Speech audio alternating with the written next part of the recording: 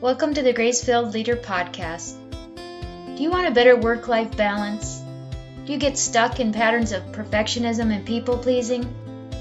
Have you always been an overachiever, but really never felt good enough no matter how much outward success you achieve? Hi, I'm Tanya, a wife, mom, leader, and Jesus lover. For most of my life, I tried to find worthiness through achievement. But no matter how hard I worked or how much I achieved, I never felt like I was enough. I was left burned out, empty, and exhausted. I had no time or energy for myself or my family. I needed balance. I needed peace.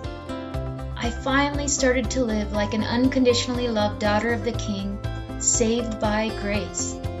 This faith-led podcast will teach you self-care routines and practical leadership strategies to help navigate life and leadership. If you're ready to stop people-pleasing and start living and leading God's way, this podcast is for you. Unbutton your blazer, sister friends. It's time to get after it.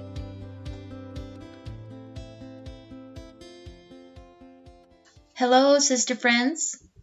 And if we have some brother friends listening, well, this topic might start off a little uncomfortable, but there are some kernels of wisdom in here for you too. Today we talk a little bit about some of the unique challenges, or really just realities that our hormones can pose for our decision making in life and leadership. And I'm going to introduce a tool that I didn't create, but it is super, super useful in absolutely every aspect of your life. It's important to learn and apply in your parenting, in your leading, and in your marriage. I really do believe it will prevent a lot of pitfalls and regret. It's been shown to significantly change the culture of work groups, classrooms, and family relationships. But before we go any further into the topic, I just wanted to take a minute to make a little request. Friend, if you're enjoying the podcast, will you do me the wonderful favor of heading over to Apple Podcasts to leave me a rating and a written review? This really is the best way for other listeners to find the show and for me to know how best to serve you with content that you enjoy listening to and that will better serve your needs and that you'll find useful. So if you're not sure how to do that, instructions are in the show notes. Now, let's get into the messy reality that exists for many of us. As women, our cycle can have significant impacts on how our brains and our bodies function. But guys don't get off scot-free either. They need to be aware of how hormones affect their decision-making also. For example, studies show that after a big win, like a big win at a game or winning of money, men should probably think twice before making big decisions. With an influx of testosterone, men tend to take bigger risks and bigger gambles. On the other hand, a big loss will tend to cause a drop in testosterone, which can lead to feelings of failure and depression. So, boys, you're not off the hook. Now, for women who are not yet postmenopausal, our brains actually do work a little differently the first half of our menstrual cycle as compared to the second. And like it or not, as we get closer to our period, probably about 4 or 5 days leading up to it, there are some negative impacts on our brain function. That's not to say that we're completely inept or incapable of executive functioning, but it does leave room to maybe consider pausing. It's important to recognize and understand this reality as we go about daily life. I'm sure many of you know that there are times you feel a little clearer and are better able to regulate your emotions than other times. I'm only going to speak for myself in saying that I really tried to avoid major life decisions the week leading up to my period. And at a minimum, I do have to stop and reflect a bit before responding. I'm sort of a disaster if left to my own natural processes. I'm clumsy. I often run into things, say the stray cabinet door or door frame that seems to be magically in my way. I'm tired and irritable, I'm much more apt to get emotional about things that usually I can otherwise overlook. I get paranoid, thinking people think I'm stupid, or I said something stupid, or I'm incompetent. I want to eat and drink everything that I shouldn't. It ain't pretty, my friends. I do try to give fair warning to my family, but I think my husband just wants to assume that I'm choosing to be irritable. I truly do know myself well enough now that I can feel it coming on, and I try to implement strategies to protect myself and those around me. But sometimes they fail to heed my warnings. I generally do best to have a little more time to myself, with less sensory input and less social interaction when I'm premenstrual. I need more sleep, and I need to be sure I have food in my tummy. I think that's always true, or I get a little hangry, but it seems that in this phase, if I don't, hangry takes on a whole new meaning. And when it comes to work, I do a pretty good job of reining myself in, but I do try to be very intentional about stopping to assess my own internal situation before responding whenever possible. This brings me to the tool I want to tell you about. It actually was introduced by the Yale School of Medicine, the Center for Emotional Intelligence. It's an evidence-based approach to social and emotional learning. It's most often been studied in the context of school settings, but is absolutely applicable to the work environment and the home environment. This tool is called RULER. RULER is an acronym for the 5 skills of emotional intelligence.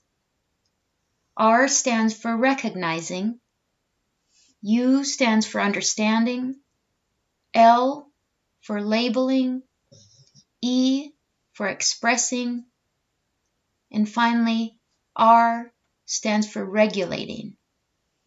So let's break that down into real-life application. I'm going to use a little work example that happened recently. I received an email from a staff member.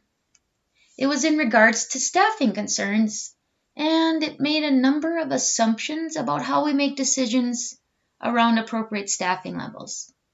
This person had not reached out to myself or their frontline manager prior to sending the email to ask some clarifying questions that might have helped them to better understand the situation and the process we actually use in the decision making.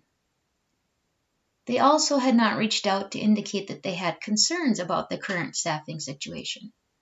Instead, they sent an email that did include assumptions that were not entirely accurate, and they requested further statistical information.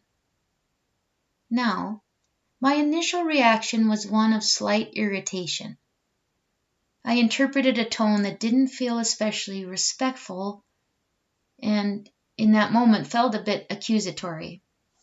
I was frustrated that this person had not chosen to first have a conversation with their manager to gather more information that might have helped reduce some of the frustration for them. Before responding, however, I stopped to apply the ruler principle. First, I recognized that I was irritated at first glance. I also recognized that I was likely entering the premenstrual phase of my cycle. Second, I've gained enough understanding of myself and my tendencies that I am aware that I tend to be a little extra sensitive and emotive during this phase, and I may have been overreacting at a gut level. On a different occasion, I would be far less likely to be bothered by something like this at all. Next, I labeled my reaction as one of being irritated and my emotion as one of feeling disrespected. I expressed my initial reaction or feeling to my colleague, but I also admitted that I was likely being a bit overly sensitive, and I knew that I ought not respond in a way that conveys my irritation. I knew it would not lend itself to a positive outcome. And finally, I took a little time to regulate my emotions, apply some objectivity, and respond in an appropriate way that presented the facts, some clarification around our process, and the data that was requested. I didn't return a reply that was snarky or accusatory, or at least I certainly didn't intend to. Instead, I chose to assume positive intent and to communicate with positive intent. So you can see where you might be able to make good use of this technique in your daily life, at your workplace, with your kids, and with your spouse. It really can be a lifesaver to avoid regret. Outside of hormone fluctuations, this is just plain good to live by and essential to developing emotional intelligence, which is essential for successful leadership. In researching the application of ruler skills, Yale Center for Emotional Intelligence actually found evidence of improved development of emotional skills, fewer attention and learning problems, greater social and leadership skills, reduced anxiety and depression, less stress and burnout, and better performance in school for the students they studied. So I hope you'll find this skill as useful as I have when you apply it at work and at home. It truly, truly can be a game changer. That's all I have for you today, my friends. And as you look at the week ahead, may you be grateful and grace-filled. I pray this episode blessed you, spoke to you, or encouraged you in some way. If so, please share it with a friend and head on over to Apple Podcasts to leave me a written review. That's the only way for me to know if you are enjoying the show. Nothing blesses me more than to hear from you. Also, come on over to our free Facebook community. This is a great place for us to support one another on our faith and leadership journey. You can find the link to the group in the show notes. Now to Him who can do immeasurably more than we can ask or imagine, according to His power that is at work within us. Ephesians 3, verse 20. Until next time, my friends, God bless.